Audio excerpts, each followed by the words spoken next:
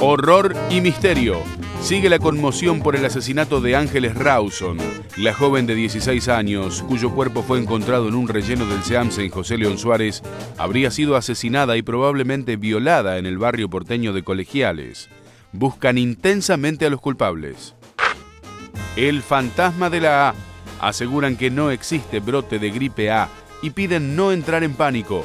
El Ministerio de Salud bonaerense reiteró que pese a los casos registrados, la situación no es como en 2009 e indicó que los próximos 15 días serán muy importantes para saber si aumenta la curva epidemiológica de casos. Primeros pasos. El Central reglamentó el SEDIN y estableció endosos sin límites. Además, creó una comisión de seguimiento que estará integrada por representantes del Ejecutivo y de los sectores inmobiliarios, de la construcción, escribanos y entidades financieras. Cacos subterráneos.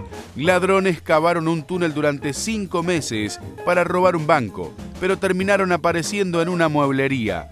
Los malvivientes negaron que se haya tratado de un error de cálculo y que todo salió tal cual lo planeado, porque la idea no era asaltar un banco, sino robarse un banquito.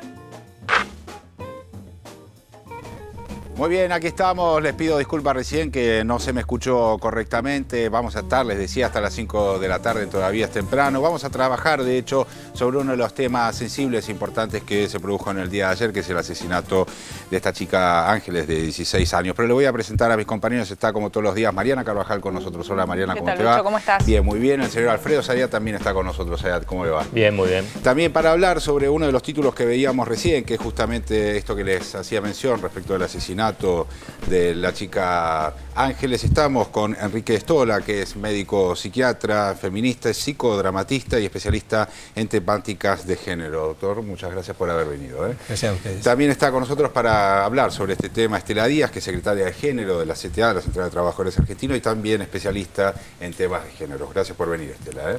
Gracias a usted. Bueno, vamos a ver, lo primero que les pediría es una interpretación, una mirada, en principio, Estela, de qué se trata esto que vimos en el día de ayer, que nos enteramos en el día de ayer con este asesinato tan brutal.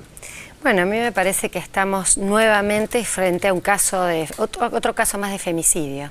Cuando miramos las cifras, bueno, esto engrosa las estadísticas. Leíamos que también ayer mismo una mujer era asesinada por su pareja o expareja. ¿Qué diferencia tiene este caso a diferencia de la mayoría de los datos de femicidio que encontramos? Es que en más del 80% de los casos esto es en el orden intrafamiliar, interpersonal, parejas, exparejas, novios, exnovios, marido. Acá, aparentemente, sabemos la primera información, pero es una chica que iba al colegio al mediodía, no se supo más noticias de ella y aparece asesinada y presuntamente también víctima de un abuso sexual. Digo que es un femicidio porque esto es parte además de una violencia de género que acompaña especialmente, todos nos conmovemos con esto, pero más nos conmovemos las mujeres, porque nosotras siempre estamos desde chicas acompañadas por esta sensación, no de los peligros que te pueden pasar en la calle. Uno de ellos que acompaña es un delito que atenta contra tu integridad sexual, que tiene un claro componente de violencia machista, de género. Esto es el extremo de transformar en una cosa de dominio, de poder y de agresión. La verdad que nos conmueve muchísimo y vuelve a instalar, y la verdad que esperemos además que no sea cuando pasan estos casos, porque ahora escuchamos horas interminables en los medios de tratamiento del tema. Y la verdad que acá hay toda una discusión respecto a los violadores, a los registros de los violadores, a cómo se los trata una vez que están por los enormes niveles de reincidencia que se sabe que las violaciones tienen y cómo se previenen estas situaciones. Me parece que hay un abanico de temáticas que deben ser de trabajo constante y de políticas constantes en los niveles mediáticos, de políticas públicas, judiciales, y no solo de esto que parece esporádico cuando aparece el hecho que espeluzna, ¿no? A ver, doctor Estola, ¿qué lectura tiene sobre esta situación de vulnerabilidad también que marca? Coincido totalmente con lo que dice acá la compañera, ¿no? A ver, el espacio privado al cual desde hace muchísimos años, muchísimos siglos y que se mantiene, es el espacio que los hombres masculinos, hemos designado para las mujeres. Y el espacio público es un espacio que todavía las mujeres están peleando por estar en todo el mundo. Entonces ahí encontramos, como ocurrió con la Primavera Árabe, que una reportera fue violada en el espacio público porque los hombres se sienten con derecho a hacerle cualquier cosa. Y encontramos aquí que la mayor parte, que el lugar más peligroso para mujeres y niños es la propia casa, pero que en el espacio público suceden estas cosas.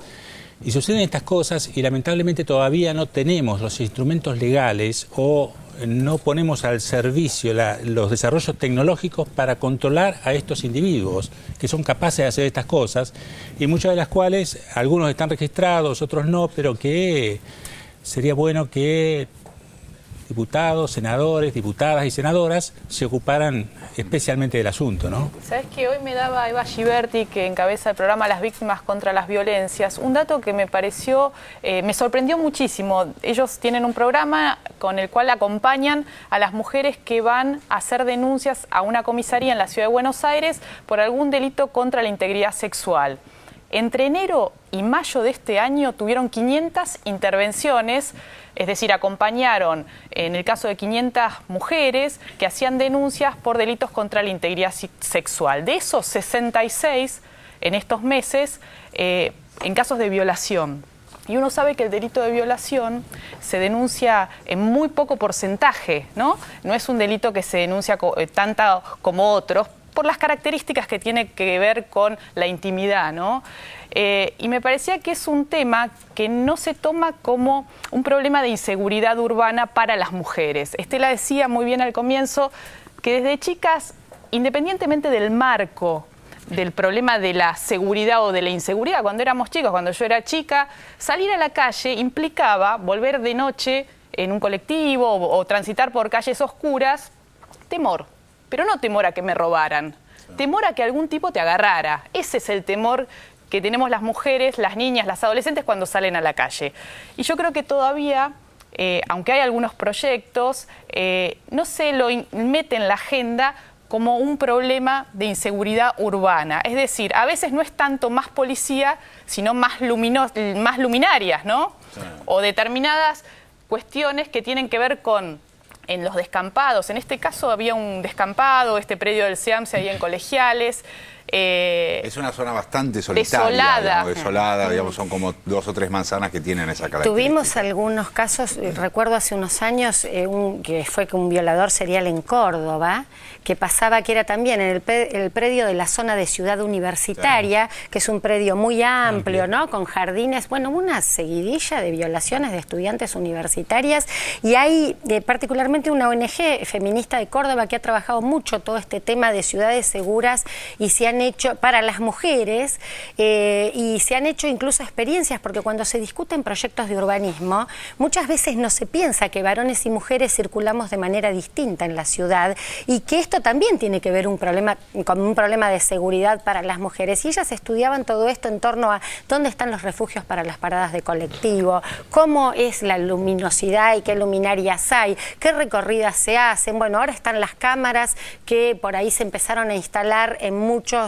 municipios en relación a los temas de poder controlar la circulación de la calle. A mí me parece que esto es sin duda una discusión que hay que dar en relación a esto, y también otra que tiene que ver con el tratamiento mediático que se hace de estos temas. Porque nosotras veíamos inmediatamente, entraron al Facebook de esta chica y mostraban imágenes, bueno, como tiene cualquier adolescente, cualquier chica joven o cualquiera que nos busque en poses sensuales, empezaban a mostrar fotos, y esto, cuando Mariana decía se denuncian mucho menos las violaciones de las que hay, es porque la mujer todavía tiene esta carga, que hay como una inversión de la carga de la prueba. Vos tenés que demostrar que no provocaste esa situación de violación. ¿Y cómo se trata esto mediáticamente? Es realmente un tema a ver, porque nosotros siempre decimos que el tema se debata y que se conozca la violencia de género, tiene ahora leyes, instrumentos políticos, porque se ha dado al debate público. Pero no siempre el efecto es inmediatamente así. El caso de Wanda Tadei es un ejemplo a considerar.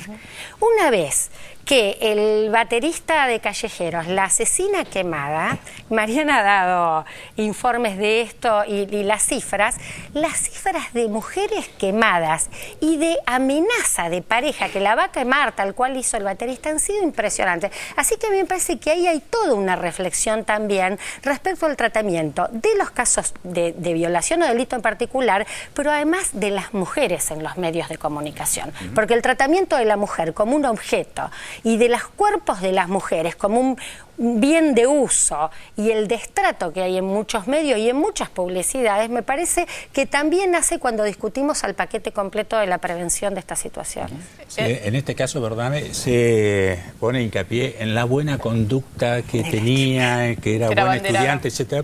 Podía haber sido mal estudiante, la conducta que lo importante es que fue violada y muerta. Entonces, pero generalmente cuando el caso es de un varón, no se hace toda esa investigación, especialmente sobre su sexualidad, conducta, etcétera. Sufrió un delito y se hace hincapié en el delito. Ahora hay una cosa que a mí también me complica, digamos, como trabajador de los medios frente a esta pregunta que estás haciendo. Y la verdad es que los medios no van a modificar mucho los tratamientos de estos casos, como no modificar muchas otras cosas. O sea, no estoy diciendo que eso esté bien, estoy aceptando algo que ocurre o poniendo algo en la mesa que ocurre y que es muy difícil de modificar. Entonces, frente a este escenario, ¿qué es lo mejor para hacer mientras los medios no estén dispuestos a una modificación real, honesta y noble respecto al tratamiento de casos policiales de esta naturaleza? Yo soy un poco más optimista que vos y tenemos la ley de medios que, a pesar de todos los fallos y las cautelares que hagan y pongan barreras, yo creo que se ha avanzado y que hay herramientas como los comités contra la discriminación, hay los observatorios, hay muchos países en los que se avanzó mucho y se genera una reflexión, en algunos casos de autocontrol, y en otros casos va a haber que empezar a sancionar, va a haber que empezar a correr, que esto no es una discusión de libertad de expresión, sino de derechos y de respeto por un marco legal, normativo que hay en la Argentina, no solo las leyes, sino los tratados de derechos humanos. Esto por el lado de los medios, que digo que me llevan a pensar que hay un montón de experiencias y herramientas para avanzar en tratar estos temas. El decálogo de PAR. El decálogo de la red PAR, que es una red que, bueno, ha crecido muchísimo en todo el país con periodistas, varones, mujeres, que dicen una comunicación no sexista, que no promueva la violencia. Hago un pie de página en eso, porque integro PAR y lo que hemos elaborado es un decálogo para el tratamiento de los casos de violencia de género. Y la verdad que hemos trabajado hace varios años por ahí dando talleres, o incluso cuando uno ve una publicación, alguna colega le manda un mail al periodista y de buena onda, explicándole, mira, hablamos de femicidio, no de crimen pasional, porque la verdad la pasión no mata, y si no está justificando de alguna forma que es un amor en desborde el que llevó ese asesinato a una mujer por el hecho de ser mujer. Y esto se ha ido modificando en los últimos 4 o 5 años, lo vemos. Digo, quizás se puede cambiar en la medida en que se puedan generar ámbitos de discusión donde el interlocutor pueda pensar, el productor, más allá que sabemos que a veces hay una avidez por el morbo, por lo que el rating genera,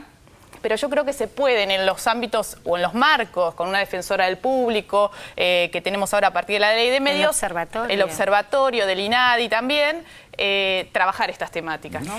Yo creo que ese es un aspecto. Digo, después me parece que hay otro que es el de la justicia. Digo, hay también un gran debate respecto a la democratización de la justicia, y nosotros venimos también generando instancias que discuten que la democratización de la justicia debe incluir la mirada de género, no solo por la presencia de las mujeres, sino por los fallos. Y además, ¿cómo se trata? El año pasado se discutió un proyecto que creo que fue iniciativa, no sé si tiene media sanción en diputados, fue una iniciativa de Diana Conti, y ella planteaba todo un tratamiento especial de los violadores cuando tienen prisión, porque fue un caso muy... Cuando cumplen condenas, el régimen de liberación, ¿no? Las excarcelaciones a partir del cumplimiento de condenas. Porque tienen buenas conductas, a veces no tenían antecedentes, entonces como no tienen muy buena conducta, son buenos compañeros de celda, entonces ¿qué haces con esa persona? Porque algunos decían violación química, que hubo un debate. La castración, la castración química. Bueno, esto viola otros derechos humanos. El problema es que...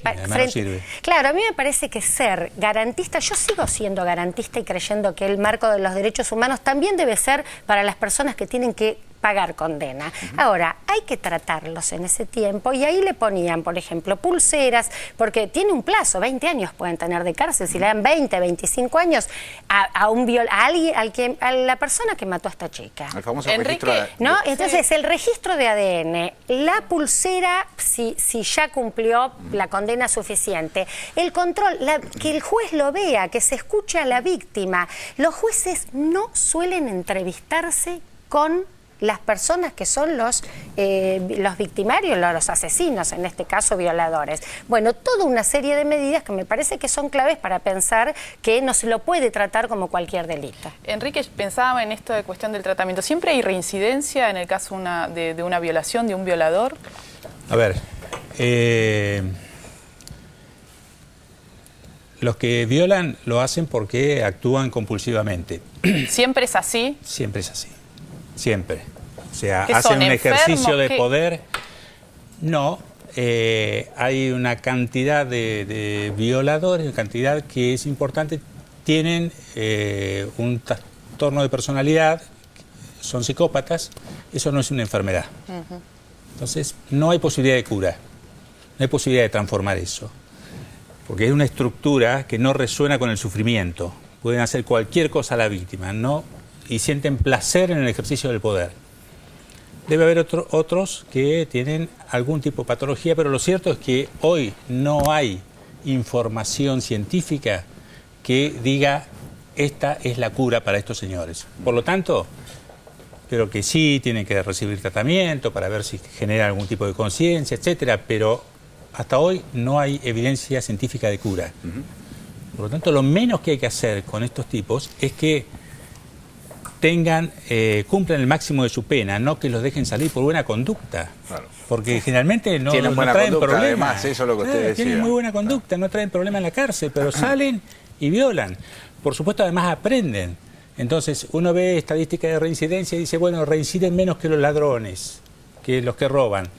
Pero la reincidencia está en función de que han vuelto a caer. Y todos los que no caen, si sabemos que no se curan hasta el momento... Y el daño que provocan también, entonces ¿no? siguen residiendo, claro.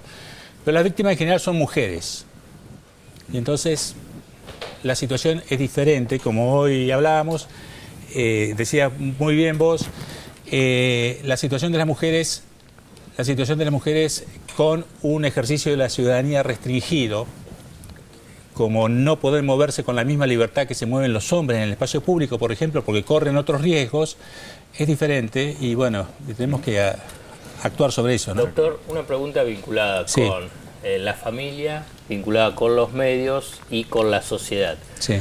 ¿Qué demanda hay de los medios, uno puede pensarlo, pero también de la sociedad, o deseo de las familias víctimas de salir en el mismo día, en el mismo momento, al día siguiente, a hablar en público? A ver, la familia que sufre el ataque de un violador o un asalto o un asesinato y es víctima, un miembro de la familia, lo que siente es que hay una profunda injusticia. Y en una sociedad como la nuestra, en donde se han producido profundos cambios en la comunicación y en donde tenemos una cultura estrictamente visual, y bueno, para existir hay que salir y hay que estar en los medios y decir y plantear la injusticia y plantear el dolor.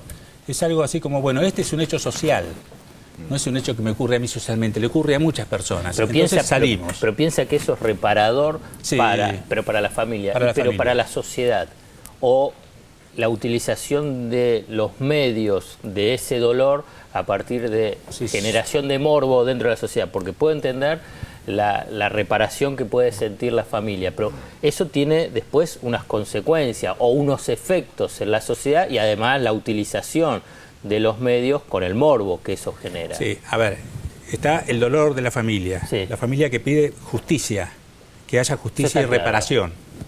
A partir de ahí no tienen el poder. A partir de ahí está el poder de medios que utiliza todo eso, como en cualquier situación de poder, ¿no? Uno puede tener la mejor buena voluntad, o tener la necesidad de hacerlo, pero después puede haber un poder que instrumenta eso. Bueno, aquí tendremos que discutir sobre el tema del poder, no sobre el tema en que cada familia gestiona su dolor. Está clarísimo. Doctor, le agradecemos mucho que haya venido. Estela, también muchísimas gracias por haber participado y haber conversado sobre este tema que, por cierto, es sensible y que nos tiene a todos como alterados y preocupados. Muchas gracias nuevamente.